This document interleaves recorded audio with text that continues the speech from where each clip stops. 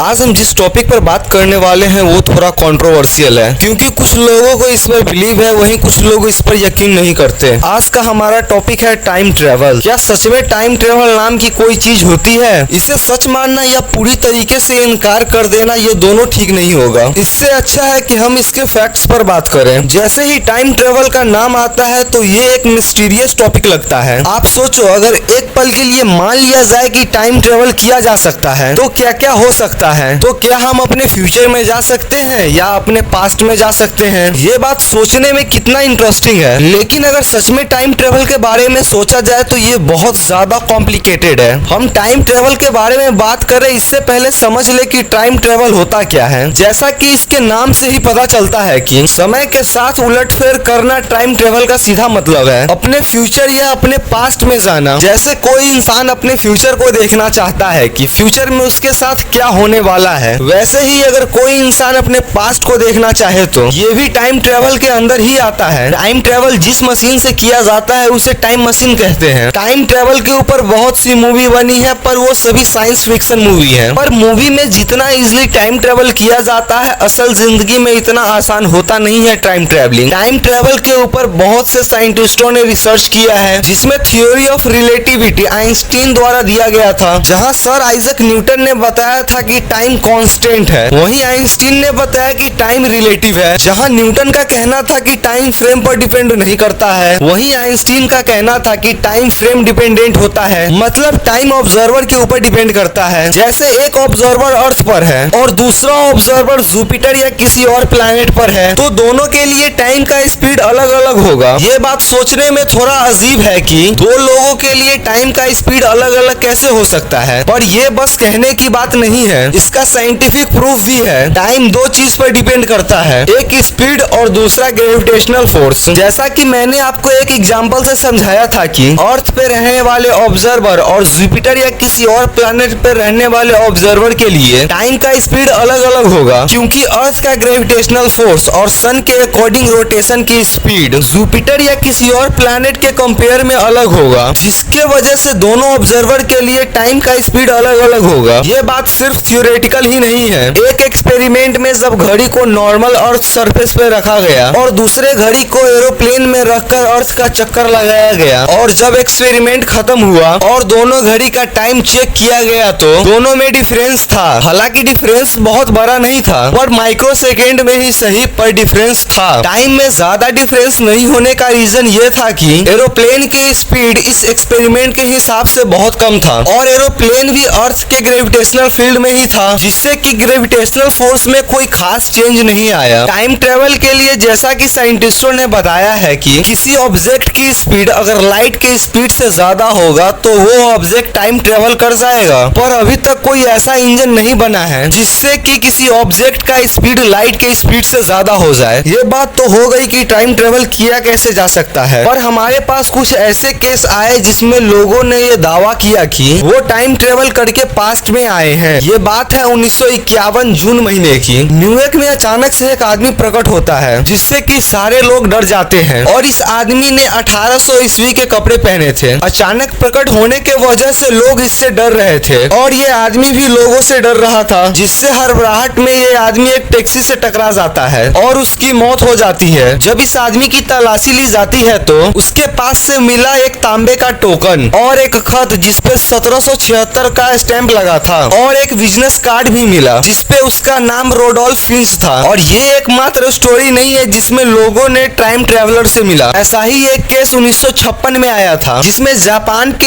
एक एयरपोर्ट पर एक एरोप्लेन लैंड करता है। उस एरोप्लेन से एक आदमी निकलता है और जब वो एयरपोर्ट के चेकिंग पर जाता है और वो अपना पासपोर्ट दिखाता है तो सभी लोग शॉक्ड हो जाते हैं, क्योंकि उसके पासपोर्ट पर जो उसके कंट्री का नाम था वो टोरेड था, पर इस नाम का तो अभी कोई भी कंट्री एग्जिस्ट ही नहीं करता। तो सोचने वाली बात ये है कि वो एरोप्लेन जिस एयरपोर्ट से टेकअप किया था वहाँ पर उसे एरोप्लेन में जाने की परमिशन कैसे मिली होगी, और जब उस पैसेंजर को पूछताछ के लिए कस्टडी में लिया गया तो वो 2 घंटे बाद कस्टडी से गायब हो गया। और ऐसे बहुत से किस्से हैं जिसमें लोगों ने ये दावा किया है कि उन्होंने टाइम ट्रेवल किया है। टाइम ट्रेवल को साइंटिफिक वे में भी पॉसिबल माना गया है, लेकिन अभी तक कोई ऐसा प्रूफ नहीं दिया गया है जिससे कि सभी लोगों को यकीन हो कि टाइम ट्रेवल पॉसिबल है। टाइम ट्रेवल की केवल स्टोरी ही आती है जिसमें कोई रैंडम इंसान पास्ट से फ्यूचर में आता है या फ्यूचर से पास्ट में जाता है। कुछ लोगों का ऐसा भी दावा है कि वो प्रेजेंट टाइम में कोई काम कर रहे थे और अचानक कुछ देर के लिए वो एक्सीडेंटली फ्यूचर में चले जाते हैं और कुछ देर बाद वो फिर से प्रेजेंट में भी चले आते हैं। ये सब लोगों द्वारा किए गए दावे हैं जिसका कोई प्रूफ नहीं है। जैसे पहले मून पर जाना पॉसिबल नहीं था, पर कुछ लोगों का मानना था कि मून पर जाया जा सकता है, फिर नए मशीन बने